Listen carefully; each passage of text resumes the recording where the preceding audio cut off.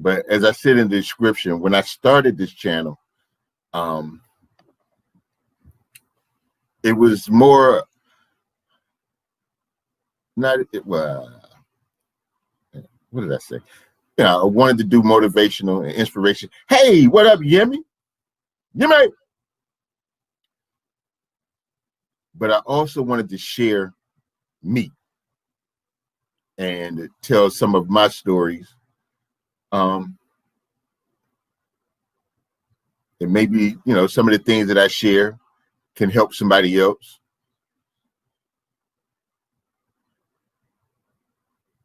You know, so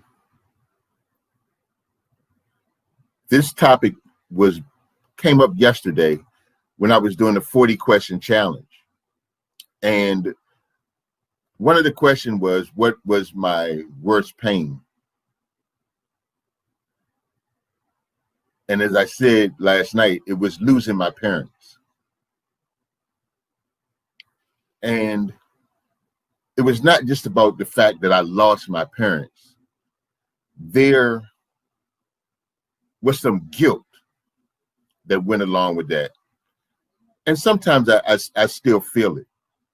You know, there's a saying that I heard, and I've heard it quite often, is that the ones that do the least hurt the most. And so that's where this comes from.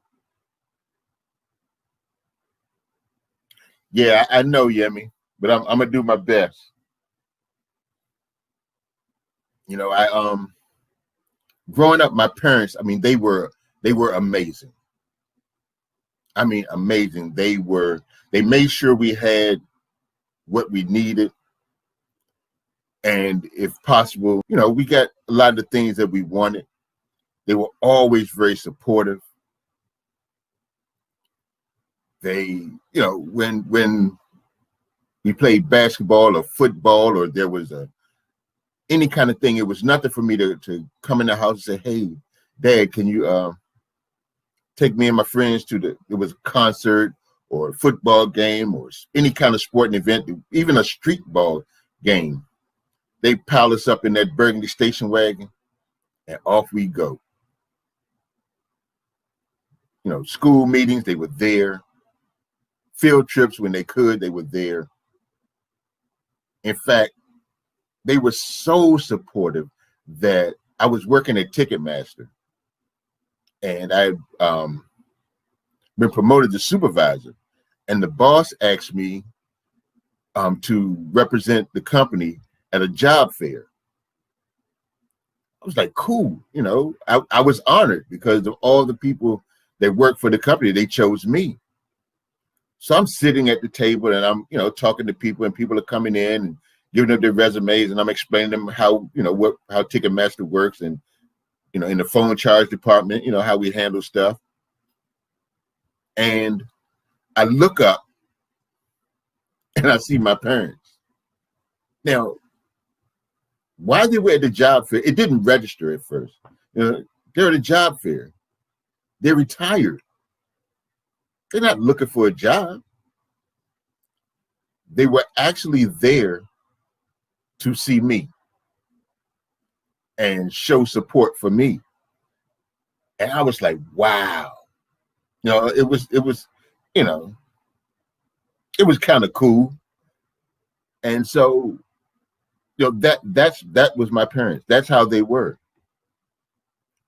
You know, and growing up, you know, like I said, they were always there. But as I got older and I started my own family, I allowed myself to believe that I didn't need to be around them as much, that I didn't need to, you know, that I didn't need to give them that attention. As I look back, I think that was a very big mistake. Now, don't get me wrong, I went to visit them. I would talk to them, but, you know, now that I think about it, not as much as I should have.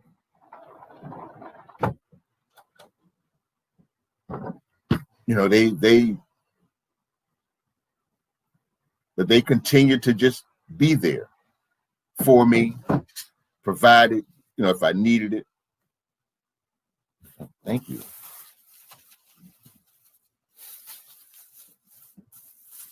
So that's just how that went. And as they got older, they got sickly. And like, again, I said, I would visit, but not like I should have. There were conversations that I should have had that I wish I'd had that I didn't. And then when my father passed, that was crazy. I remember my brother calling me, and he told me, and I remember falling on the floor, and I mean, I was devastated. And I said, okay, Dad's gone. My mom's left, and the thing with my mother was, after my father passed, she changed. She was always, my mother had these big eyes, and they were always bright, and she would smile, and she was talkative. But my dad died January 31st, 2004. February 1st, my mother it's like the light went out. And I figured, she had raised her kids. She had loved her husband, and she was tired. But, what it really was is that she had Alzheimer's, dementia. But in my mind, I'm thinking, if I just say something, let her know that I'm here. If I'd have been around more, that, maybe it wouldn't have happened. But that was just my thinking.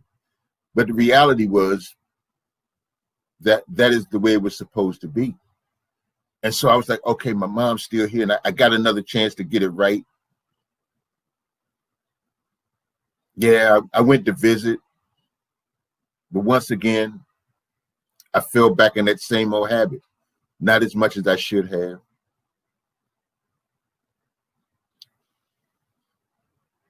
And so I missed a lot of opportunities.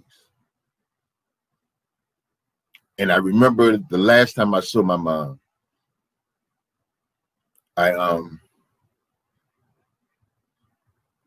she was in the hospital, and she's, I went to see her, and she's laying there. And at that time I was working at a hospital. So I'd seen that thing where people are laying in the bed and they're trying to get that last breath. And I don't care how much oxygen is going into them. It just seemed like they can't get enough. And it was that labored breathing. And I'm standing there and I'm talking to her, and I'm looking at this. My mother had this head full of pretty gray hair. And she's laying there and she's breathing, and and then all of a sudden she looks up at me with those big eyes. It's like the light came back on. And she looks up at me. She pulls the oxygen mask down. And she says, "Donovan?" "No, Ma, it's David Allen."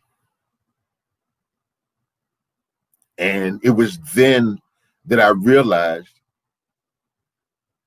that I wasn't there enough. And I started to think, did my mother forget me? Did she forget who I was? Did she know that I was her baby boy? And when I said who I was, she just said, "Oh." She put the oxygen mask back on her face and went back to wherever it was that she was hanging out at. And I stood there for a little while, and I talked a little longer. And I was like, "Okay, Ma, I'll see you later." Later never came. I got a call from my brother a few days later. "Mom's gone."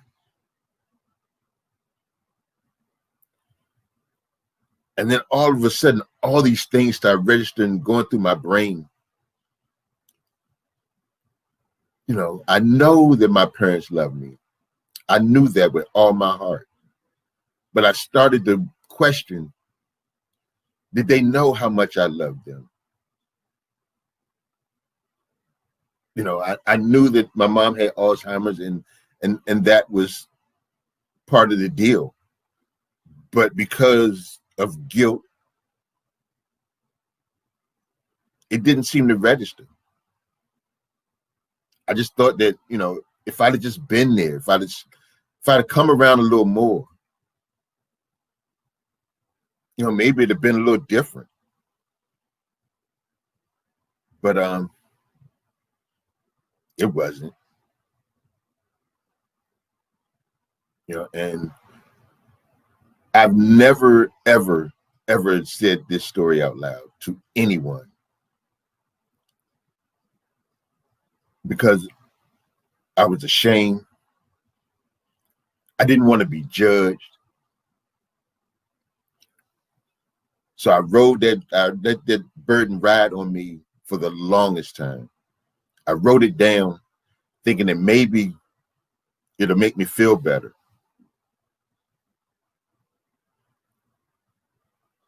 But then, you know, I had to tell it, and it has taken me this long to just say it out loud.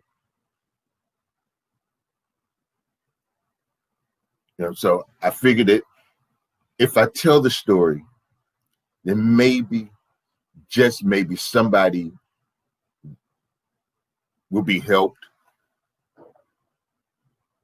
Somebody will hear it and they're going through the same thing. So my advice to everybody that's listening or anybody that will hear this, watch it, that if there's somebody that you love and you care about, listen to that story that they've told 1,000,000 times. Listen to it one more time. Laugh at the corny joke, no matter how corny it may be.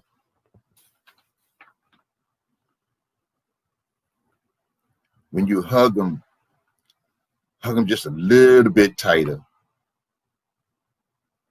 And when you hold their hand, just hold it a little bit longer. Because when they're gone, trust me when I tell you, you wish you had. That's my story. I just hope that, you know, it helps somebody. Because I really, really miss them too. You know, my dad, he didn't talk a lot, but when he talked, you know, and there were stories that, you know, I wish you know, he was in World War II, and there were a lot of stories that he could have told. But, you know, as I talked to my brother, he would tell me that, you know, back then, you know, during World War II, you know, the colored soldiers, they went through a lot. And there were things that he said my dad saw that he just could never bring himself to talk about.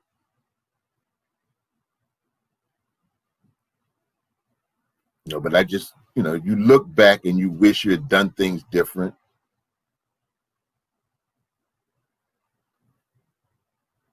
You know, so don't take people for granted. You know, like a friend of ours passed away a couple of weeks ago, and we were listening to the service, and the guy talked about how you give them their flowers while they're here. And it's not just flowers. It's love them, talk to them, listen to them, spend as much time as you can with them.